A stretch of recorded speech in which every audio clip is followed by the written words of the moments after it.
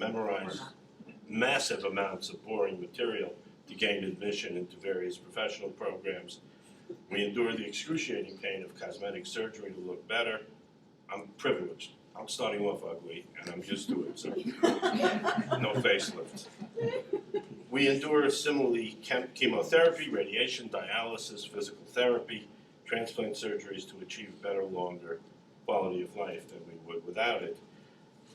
Or in some cases, merely to prolong life so we can finish a book or see our children graduate or visit Ireland again or whatever. In the case of animals, however, there is no evidence, either empirical or a fortiori conceptual, that they have the ability to weigh future benefits against current misery. To entertain the belief that my current pain will be offset by an indefinite amount of future time is axiomatic of human thinking. But such thinking requires some pretty complex cognitive machinery. For example, you need temporal and abstract concepts such as possible future times, the ability to compare them, a concept of death, defined cutely by Martin Heidegger as understanding the possibility of the impossibility of your being. See? That's a pretty difficult concept, and as far as I've been able to read, children don't even have it until they're about 8 years old, generally speaking. All this in turn requires the possibility to think in if-then, hypothetical, counterfactual modes. Also necessitates the ability to process symbols and combine them according to rules of syntax. Okay? I've argued vigorously elsewhere against the Cartesian idea that animals lack thought and are simply robotic machines. I think animals enjoy a rich mental life. It is also clear that they have some concept of enduring objects, causality, limited futural possibilities, short-term futural possibilities, probably learned by association, or else the dog would not expect to get fed when you rattle his dish, the cat would not wait for the mouse outside the mouse hole, and the lion could not intercept the gazelle. Animals, as Darwin argued very strongly, also experience the full range of emotions. Have you read that? The expression of emotion in man and animal?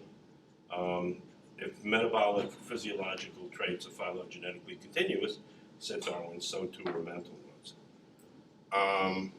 But it is equally evident that an animal cannot weigh being treated for cancer against the suffering it entails, cannot affirm a desire or even conceive of a desire to endure current suffering for the sake of future life, cannot understand that current suffering may be counterbalanced, cannot choose to lose a limb to preclude metastases, blah, blah, blah.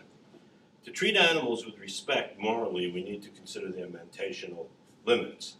And that means the extreme unlikelihood that they can understand the concept of life and death in themselves, rather than the pains and pleasures associated with life or death. To the animal mind, in a real sense, there is only quality of life. That is, whether its experiential content is pleasant or unpleasant in all the modes it is capable of, whether they're bored or occupied, fearful or not fearful, lonely or enjoying companionship, hungry, thirsty, blah, blah, blah. We have no reason to believe that an animal can grasp the notion of extended life, let alone do a trade-off with current suffering. Okay? This in turn entails that we realistically assess what they're experiencing. So when we're confronted with life-threatening illnesses that afflict our animals, it is not axiomatic that they be treated at whatever qualitative experiential cost that may entail. The owner may consider the suffering a small price for extra life, but the animal neither values it nor comprehends it. Very important corollary emerges from this discussion. We've argued that animals have no concept of death or life, and consequently cannot value that more than pain. We've also indicated that people sometimes value death over pain as a way of ending it. If this is true of humans, it would be a fortiori true of animals who cannot value life at all. In this sense, pain may well be worse for animals than for humans. The standard line among pain theorists says that human pain is much worse because you can worry about it, you can anticipate it. Remember Marathon Man, where the dentist is Joseph Mengele? So you worry, maybe my dentist is Joseph Mengele. You know, maybe he's hungover, maybe he had a fight with his wife, whatever.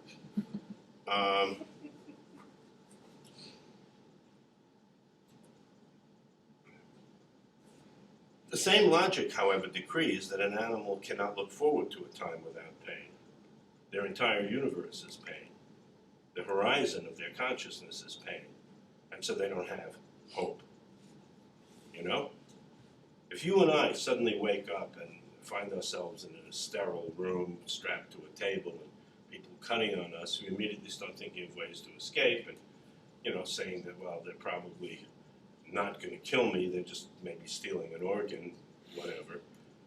And so you can anticipate an end time to that misery. Animal can't. And that was one of the reasons that the animal activists opposed former pets being used for surgical procedures. An obvious question coming from scientists, but not ordinary people, arises here. How can we know that animals experience any or all of the negative states we have enumerated above? Are we not committing the terrible career-ending sin of anthropomorphism? God forbid. How do we know that animals that appear to us to have a rich range of mental states are not simply cuckoo clocks, as the foil for my book titled René Descartes argued? Such agnosticism about animal feeling is not simply abstract speculation. It was in fact assumed by Descartes' biologist followers as a justification for doing horribly invasive manipulation, including genuine vivisection, which is an awful word that should be expunged. But in Descartes' time, it meant cutting up animals alive to see how they work with obviously no anesthesia, because anesthesia did not come in until the mid-19th century. The notion that we needed to be agnostic or even atheistic about animal thought, including pain, because we could not prove it through experience, was pervasive in subsequent European science and philosophy, and in the US became a mainstay of what, in a couple of other books, I've called scientific ideology, the uncriticized dogma taught to young scientists, including myself, through most of the 20th century, that science has nothing to do with ethics and that you can't make scientific judgments about subjective states, in humans or in animals. So Watson, the father of behaviorism, once came this close to saying, you don't have thoughts, you only think you do.